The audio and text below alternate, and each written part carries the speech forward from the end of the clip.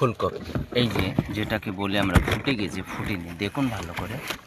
এখান থেকে একটা লম্বা কাণ্ড মতো বেরিয়েছে, তার মাথায় ফুল হবে, ফুল থেকে বীজ হবে। সাধারণভাবে আমরা বলি ফুলকপি ফুটে গেছে, অ্যাকচুয়ালি ফোটে না, বুঝেছেন? এখান থেকে ফল আর ফুল হবে। এই যে দেখুন, এই ফুলকপির পাশ দিয়ে কত সুন্দর একটা কাণ্ড বেরিয়েছে, তার মাথায় ফুল, আর এই ফুল থেকে হবে